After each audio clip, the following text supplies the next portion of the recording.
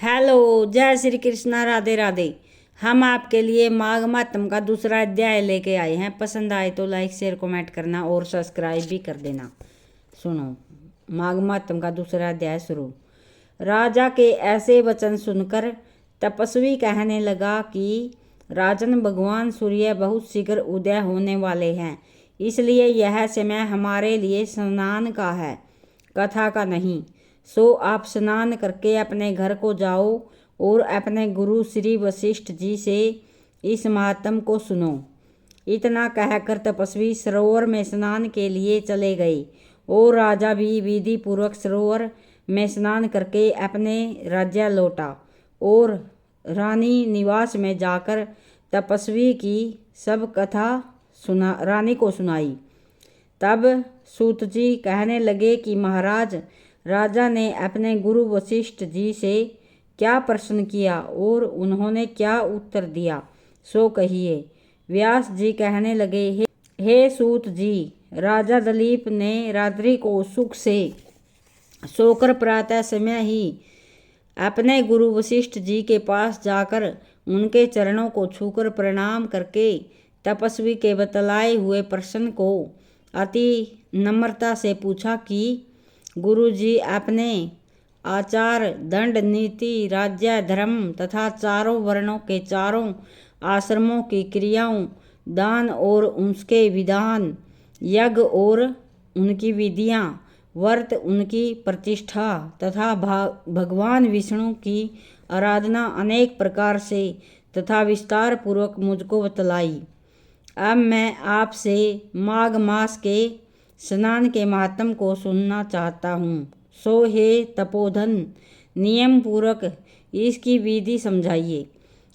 गुरु वशिष्ठ जी कहने लगे कि हे राजन, तुमने दोनों लोकों के कल्याणकारी, वनवासी तथा गृहस्थियों के अंतकरण को पवित्र करने वाले माघ मास के स्नान का बहुत सुंदर प्रश्न पूछा है।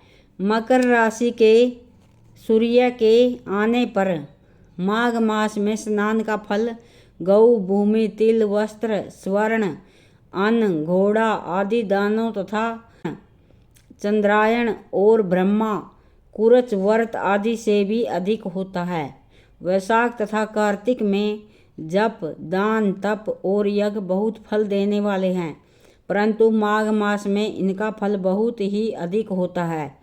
माघ में स्नान करने वाला पुरुष राजा और मुक्ति के मार्ग को जानने वाला होता है। दिव्य दृष्टि वाले महात्माओं ने कहा है कि जो मनुष्य माघ मास में सकाम या भगवान के निमित्त नियम पूर्वक माघ मास में स्नान करता है, वह अनंत फल वाला होता है।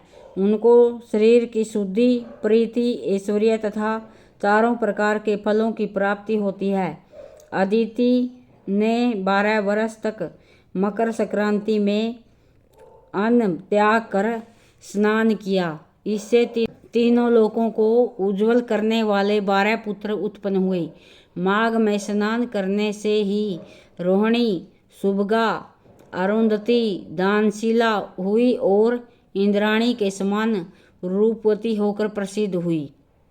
जो माघ मास में स्नान करते हैं तथा देवताओं का पूजन में तत्पर रहते हैं, उनको सुंदर स्थान, हाथी और घोड़ों की सवारी तथा दान को द्रव्य प्राप्त होता है और अतिथियों से उनका घर भरा रहता है और उनके घर में सदा वेद ध्वनि होती रहती है।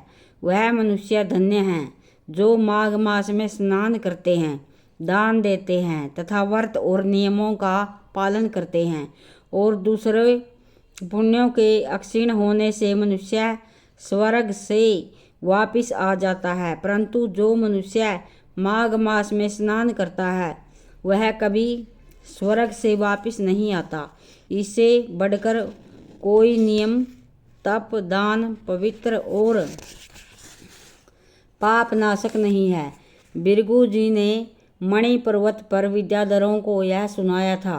तब राजा ने कहा कि ब्राह्मण भृगु ऋषि ने सब मणि पर्वत पर विद्याधरों को उपदेश दिया था, सो बतलाइए। तब ऋषि जी कहने लगे कि राजन, एक समय 12 वर्ष तक वर्षा न होने के कारण, सब प्रजा अक्षीण होने के कारण संसार में बड़ी उदीनता फैल गई।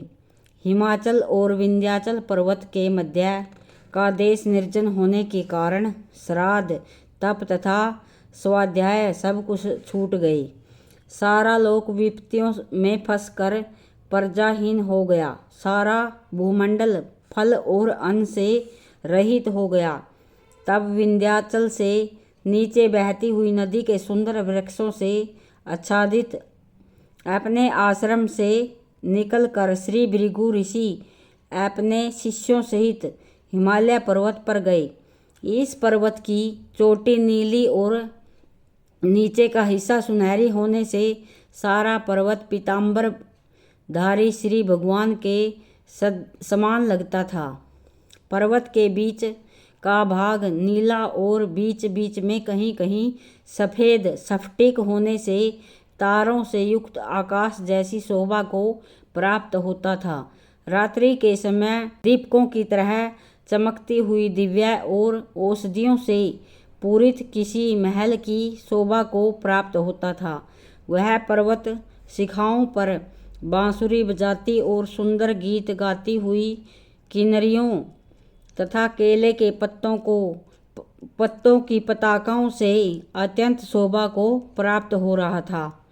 यह पर्वत नीलम, पन्ना, पूखराज तथा इसकी चोटी से निकलती हुई रंग बिरंगी किरणों से इंद्रधनुष के समान प्रतीत होता था। स्वर्ण आदि सब धातुओं से तथा चमकते हुए रत्नों से चारों ओर फैली हुई अग्नि ज्वाला के समान शोभायमान था। उनकी कंदराओं में काम पीड़ित विद्याधरी अपने पतियों के साथ आकर रमण करती हैं और गुफाओं में ऐसे ऋषि मुनि जिन्होंने संसार के सब कलेशों को जीत लिया है, रात दिन ब्रह्मा का ध्यान करते हैं और कई एक हाथ में रुद्राक्ष की माला लिए हुए शिव के आराधना में लगे हुए हैं। पर्वत के नीचे बागों में जंगली हाथी अपने बच्चों के साथ खेल रहे हैं तथा कस्तूरी वाले रंग बिरंगे मृगों के झुंड इधर उधर भाग रहे हैं।